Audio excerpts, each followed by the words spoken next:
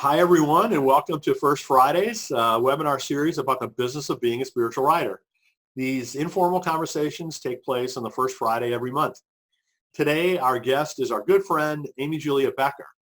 Amy Julia writes stories of hope and healing that reflect on faith, family, disability, Down syndrome, and cultural divides. Her most recent book, entitled White Picket Fences, Turning Toward Love in a World Divided by Privilege, is a story about looking for ways to respond to privilege with love rather than shame or defensiveness. Her previous books include a parenting memoir, Small Talk, Learning from My Children About What Matters Most, and a spiritual memoir, A Good and Perfect Gift, Faith, Expectations, and a Little Girl Named Penny. So Amy Julia has served as a featured speaker at Writing for Your Life conferences and several other events, and she lives in Connecticut. Welcome, Amy Julia. Thank you for having me. I'm glad to be here.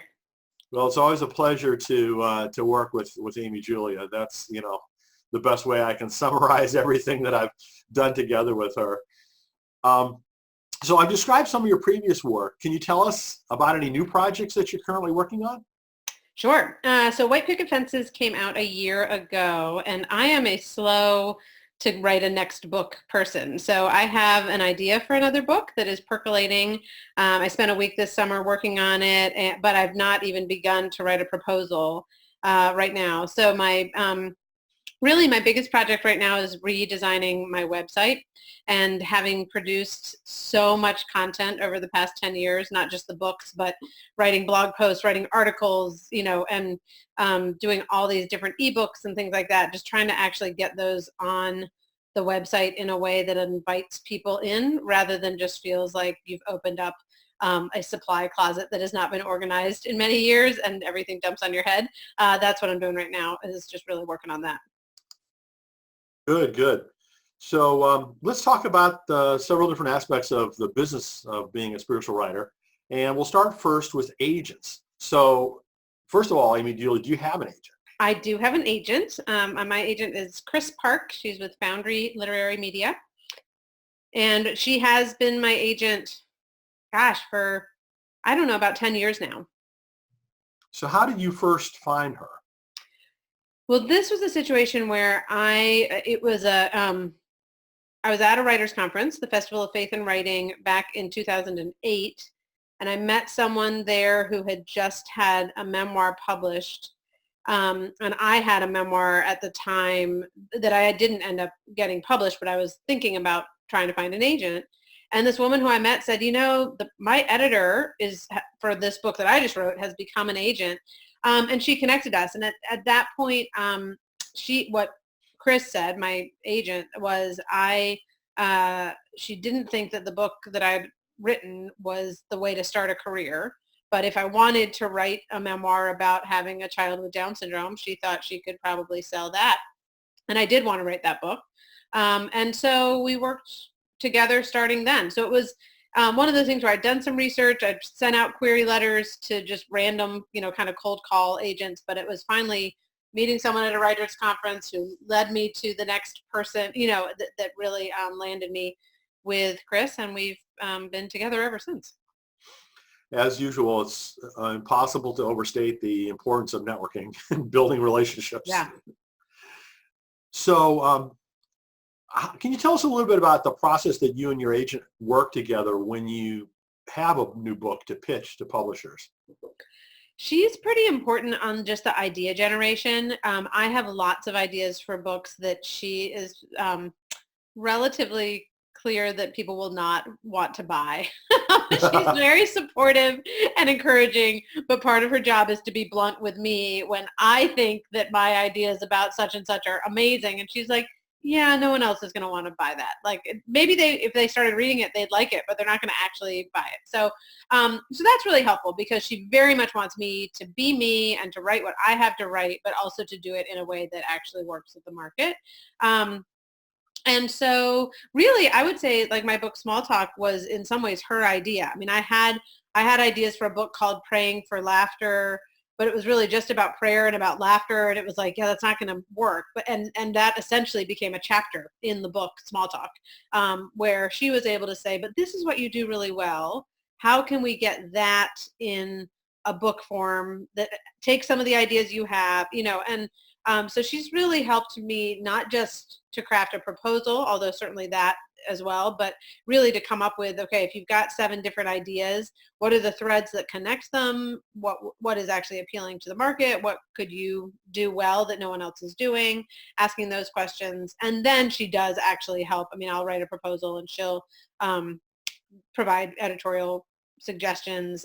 With White Picket Fences, my most recent book, I wrote sample chapters. I mean, I worked on the proposal for over a year, and she rejected so many sample chapters really wisely. But I mean, writing the proposal for that book was probably as hard, if not harder, than writing the book itself. Wow, that's amazing. But for those of you who haven't read White Picket Fences, I highly recommend it. It's just such a needed and well done book. So congratulations on, the hard work that it took to get there. But, I really feel that it paid off. Thank you. So after you've signed a book deal, how does your agent stay involved through the course of the book development and launch and everything?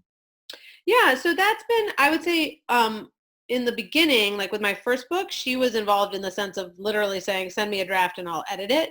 That is less the case now, just because I think her business has grown, but also because I have become more comfortable and confident with the process. And so usually she'll come in as far as some marketing and publicity conversations, cover and title. If I am in any way concerned about, an editorial decision. In the case of White Picket Fences, we went around and around for about 6 months about a subtitle. And it was one of those things where my agent and I had to decide how much for me to put my foot down and say, I will not move forward with this subtitle. I don't even remember what the subtitle was that I didn't like, but I felt really strongly about it. And similarly, in terms of cover design questions. And then, of course, obviously, she would get involved with any sort of contractual dispute. Thankfully, I have not had those. And we've really been, grateful to work with the people we've worked with in different publishing houses. But I would say she's been less involved as I have grown as a writer, but always is willing to be involved if and as needed, and then steps in some of those more businessy conversations. So speaking of publishing houses and editors, you've worked with a couple of different publishing houses. Mm-hmm. So can you talk a little bit about what that looks like and how it differs and what your interactions with different editors are typically like?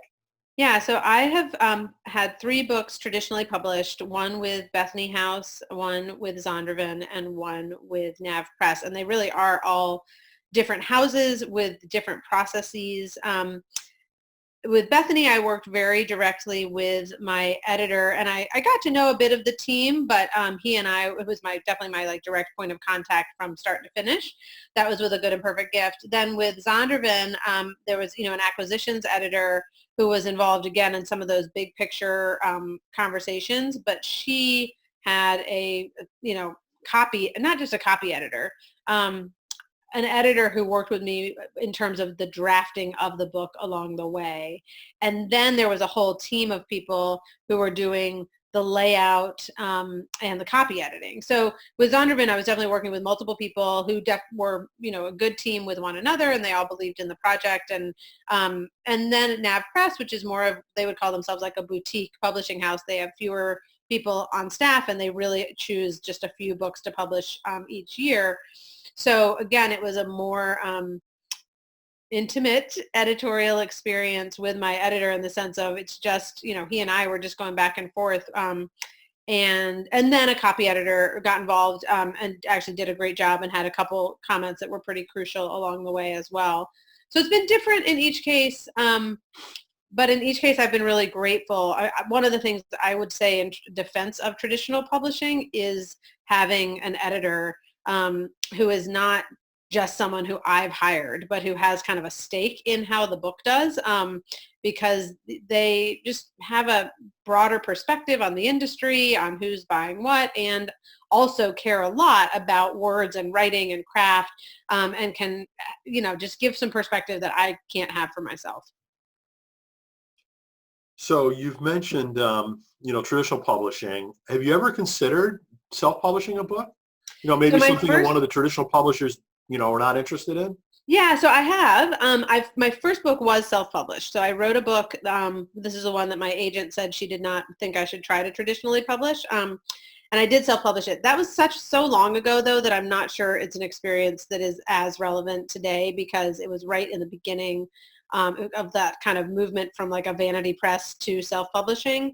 Um, the things I didn't like about that experience was having to make so many decisions myself in terms of cover art and back cover copy and fonts and again, a lot of those editorial decisions, I hired an editor, but her job was really to give me what I wanted rather than for us to work together to create a book. Yeah, so I have thought about it since then with some shorter, I have an Advent ebook, for example. Yeah, that sounds perfect. So something like that, I think if it would be nice to have that in a physical copy. It's already been available online. It's therefore been somewhat edited and responded to. So that's something that I would consider self-publishing, just to have it available for people for purchase. But I haven't actually gone that route. Yeah, interesting. Well, that whole area is developed rapidly in terms of the Yes. capabilities, associated with it. And, also obviously with lots of freelance editors and book cover designers and things like that that are available now. So it'd be interesting to see what your experience would be if you did something now. Yeah, I think it's well worth pursuing now. And I think, and it wasn't a bad thing that I did it, 10 years ago or whatever, but I do think it's such a different landscape that I'm not sure I'm the right authoritative voice on that question. Sure, sure. So let's switch gears to a different topic, and I'm not going to ask you to tell any numbers or anything like that. Okay. But for most authors, they do other things than just get book royalties in order to make a living, right? I mean, yes. Just writing books alone is not, going to make most people wealthy. So I want to talk a little bit about the different, other income generating activities that you go into and get involved in, and kind of how they overlap with your books.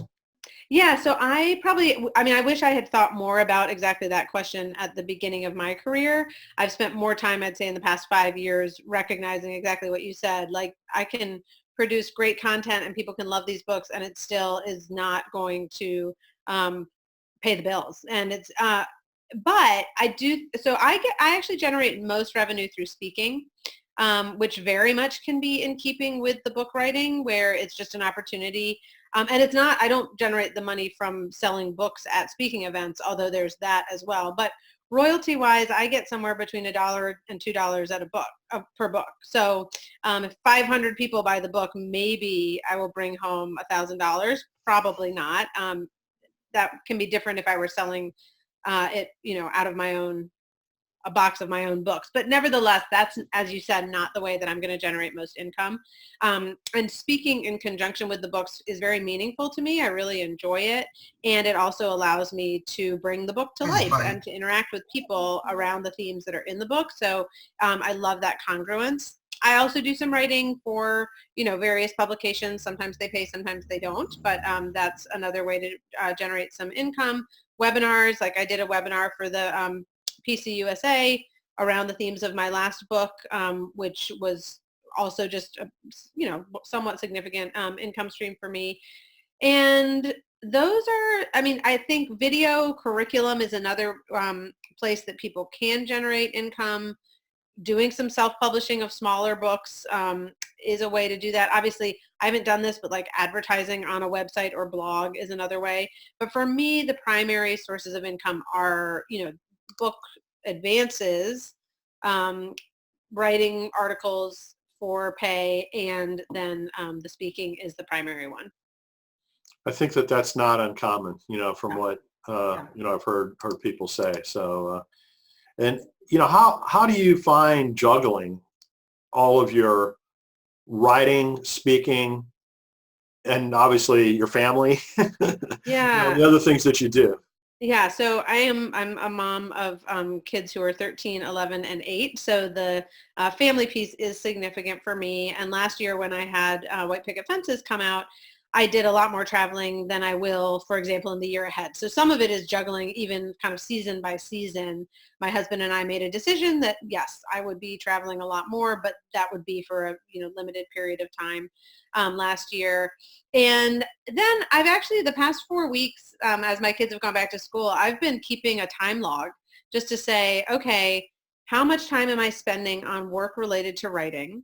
And I've just been dividing that into two categories. One is content creation, whether that's a talk or a blog post or a book chapter. So any sort of content creation, and all the other stuff, responding to emails, getting set up for having a credit card associated with being a writer, things like that. And it all the social media that's not actually content creation, but is just like, oh yeah, let's decide that we're going to have this image or this title, or, I'm going to respond to so-and-so's comment on Facebook.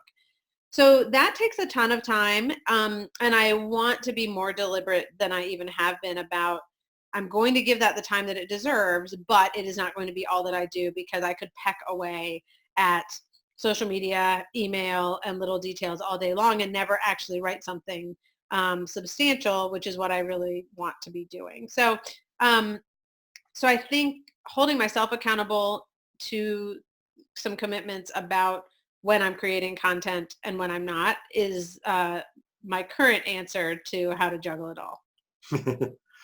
So you touched on the whole aspect of platform.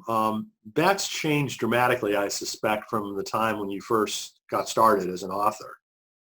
Yeah, so I don't remember the word platform until a couple years in. It probably was out there, but when I published A Good and Perfect Gift, which was 2011, I had a blog, but I remember we started a blog in 2005 when our daughter was born, and it was that was very, very new. Like, a friend of mine was like, hey, have you heard about these things called blogs? Maybe you should start one, because people would like to know how your daughter's doing, because she was diagnosed with Down syndrome after she was born.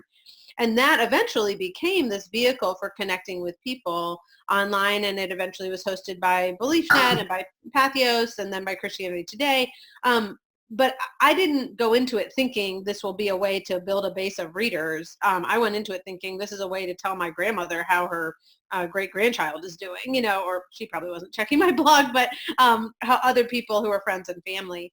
And then over the course of the past couple of years, well, really 7 or 8 years, I certainly have seen that the social media piece has become even more crucial, not just having a website or a blog, but actually engaging with people in these social media spaces. And this is where I think I wish I had thought 8 years ago about, how do I continue to engage with the people who I'm interacting with, whether it's on Facebook or who are coming to my website and reading an article or a blog post that I've written.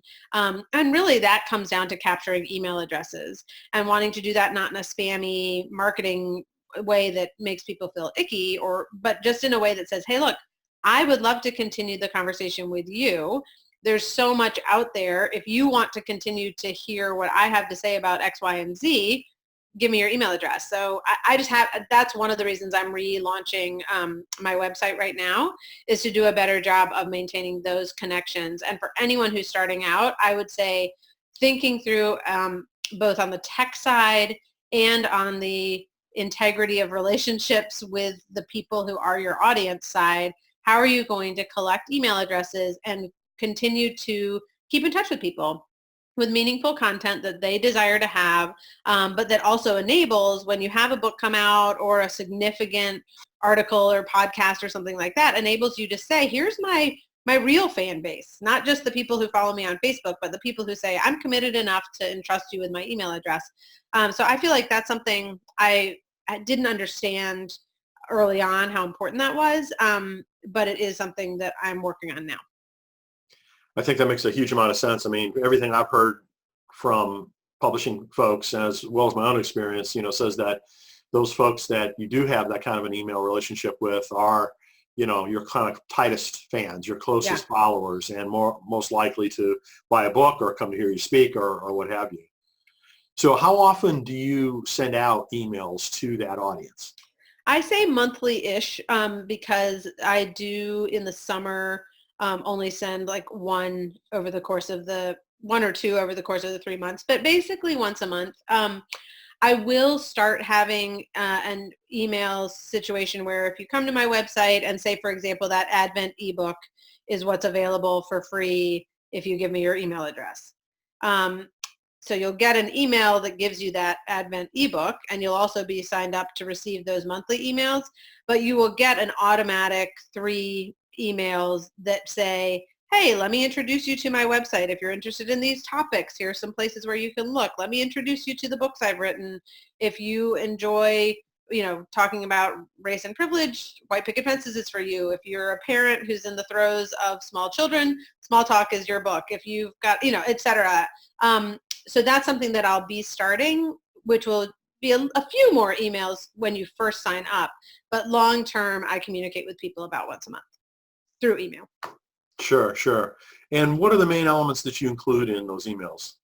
So it's really like a digest. I've tried different things over the years, but what I've settled on is if you are someone who's kind of a fan of Amy Julia Becker, then you're going to get a little personal note from me that might have but a really short anecdote about, hey, it's been really fun this fall because I've been redesigning my website and got to do photo shoots with my kids, and this is my favorite picture with Penny or whatever.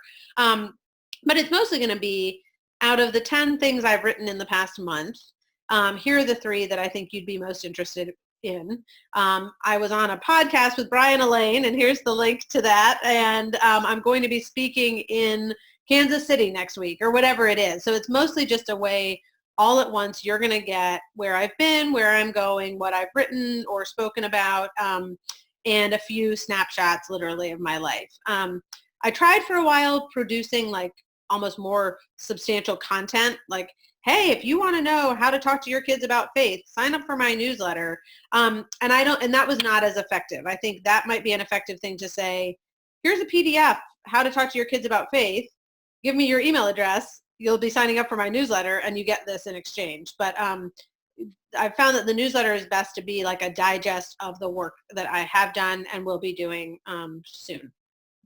I mean, isn't it interesting how, we have all these different forms of communication medium now, and, what works for each one is just so unique, and it's not like there's one right answer, I don't think, for everyone, but you have to do some experimentation. Totally. I think experimenting is important. And also, I have not done a good job of tracking or even understanding what the analytics functions on the different social media platforms are. And I have hired someone recently just to take a look at that. And, it's been really interesting because, for example, I have an Instagram page. It is growing faster than my Facebook page. But in terms of people who actually go to my website and read things that I have written, it's much more from Facebook than it is from Instagram. And so just numbers alone, you could say, oh, Facebook doesn't really matter. It's not growing. And Instagram is going gangbusters. But what I'm actually trying to do is get people to engage with the content that I'm creating. And that's happening from Facebook. And it's really good to have the numbers that helps me understand this audience is not growing as quickly, but it's really important in terms of my stated goals of engaging with people around this content. So I think the analytics are, a pain in some ways, and to actually take the time to stop and say who's coming and why are they coming and what's going on. But it's really been helpful for me. I've been doing that more consistently for a couple of months now, and I think it's given me a lot of information that's helpful. Interesting. So in addition to Facebook and Instagram, do you use any other forms of social media to any extent? I'm on Twitter. I am not a great tweeter in the sense that I rarely, you can probably tell from my answers to your questions, rarely do I have a short or pithy thing to say. I often am like, well, I can't respond to that. I need to write 7 paragraphs in order to respond to that. So I do try to just share, if I've listened to a podcast or read an article that's in my wheelhouse of things that I write about, I'll try to share that just as this is something that people who are interested in the same things that I'm interested in might enjoy. And I'll put up when I have like a new blog post or things like that. And I'll do the same on LinkedIn and on Reddit, although I'm not like in those spaces or conversations. I would say Facebook and Instagram are where I am spending more time kind of almost cultivating relationships. Like I feel like there are people on Facebook who I've never met in real life, but they've been on my Facebook page for so long that I feel like I know them because they'll comment on something or they'll send me a direct message. And to some degree, Instagram has been newer for me, but to some degree, I feel the same way over there. And where I think images probably are part of that too, because I will see images that they have on their pages and see things that they've written or talked about as well. Have you done anything on Goodreads? I haven't. And again, I mean, I have a Goodreads page, and it's one of those things. I was actually just reminded this morning because a friend was over and was saying that she, always posts her books on Goodreads. And I'm like, what is my problem that I don't do this? I'm an author. I read 3 books a week. And that's actually probably why I get overwhelmed. And it's the same my same problem with Twitter, where if I'm going to actually say on Goodreads that I've liked a book, I'm going to be tempted to write way too much, and therefore I don't do it. But yes, I should be I should be more active on Goodreads. That's great. That's great.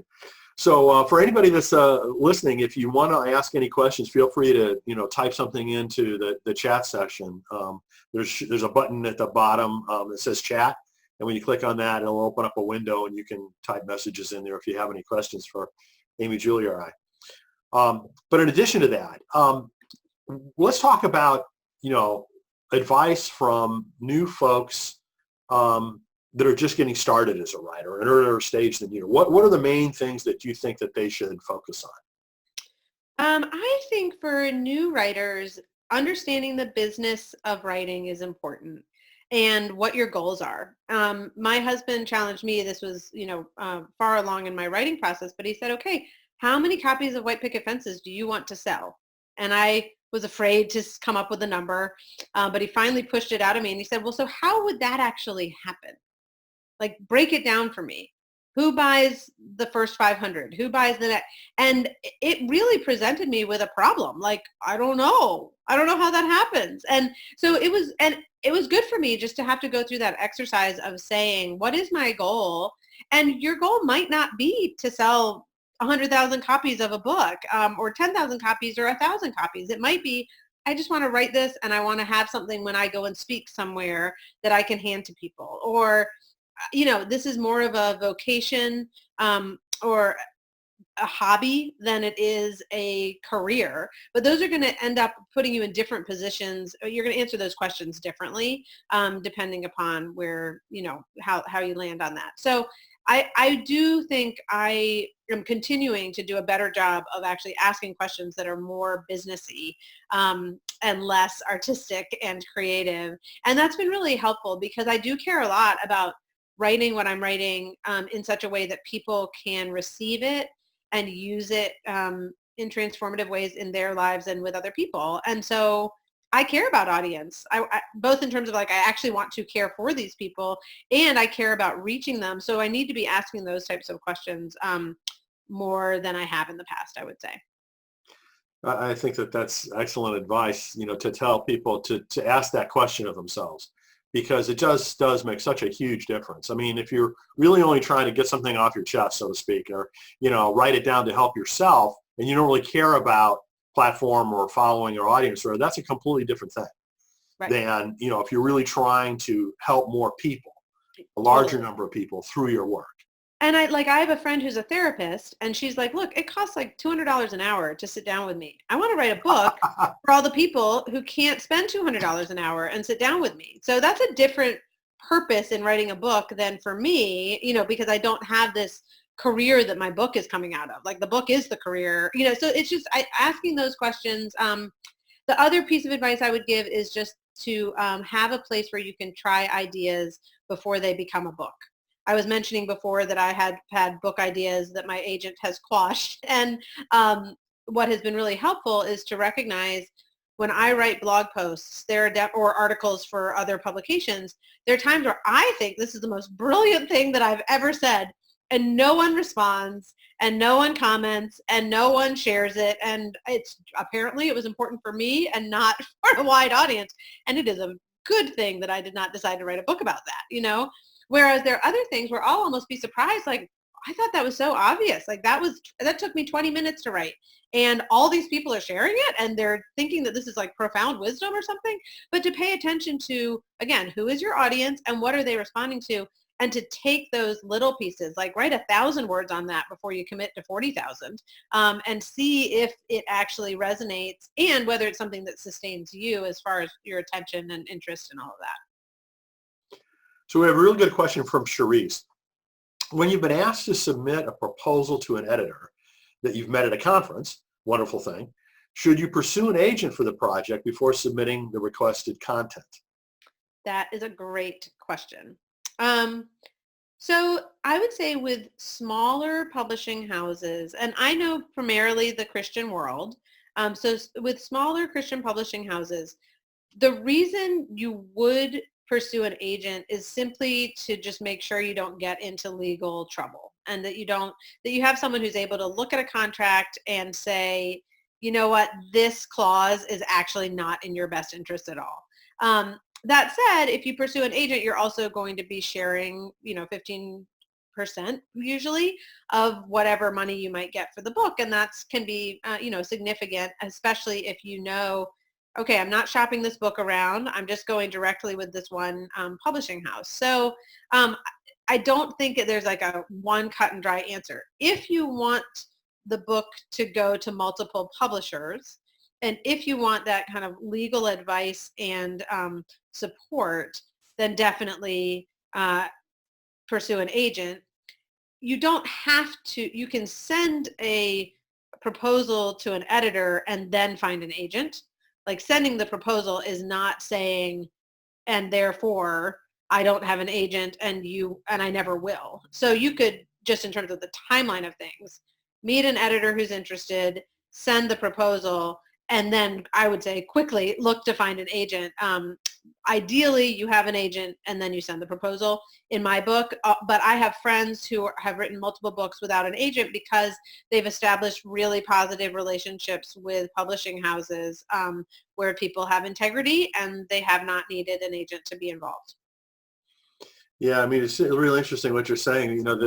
It all boils down to the relationship, right? Because as you mentioned with your agent, you've had this long-term relationship where she's been extremely helpful in vetting ideas, right, for books. And editors, would do the same thing, if you had right, a really strong relationship with a really good editor.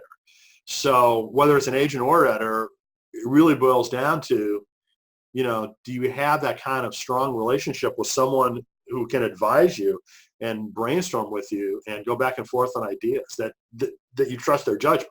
Yeah. I mean, and I will say I've had many friends who have not had agents who have regretted that when it came to a cover or title decision that they really didn't like and they felt like they didn't have anyone to fight for them. And also I've had one friend who had a project, where she basically was like, I just can't do it and I need to back out of it. And it would have been a lot easier to do that with an agent than on her own. So there just are some unanticipated things that happen, that get messy even with the best of relationships. And I think it's really helpful to have someone who's like, no, all I do is represent you and your interests. Because obviously the editor should be representing the interests of the publishing house. And usually a writer and an editor are together, like that works because you both want the book to succeed. But an agent is there to represent the interest of the writer, and that sometimes is not the interest of the publishing house. So Amy Julia, thank you so much for joining us this morning. It's really been wonderful for everyone to be able to take advantage of all of your expertise. Our next First Friday seminar will be on Friday, November 1st with Sophronia Scott. So please join us then. Thanks, Amy Julia. Thanks, everyone. Thank you, Brian. Great to be with you. All right. Bye now. Take care, everyone. Bye.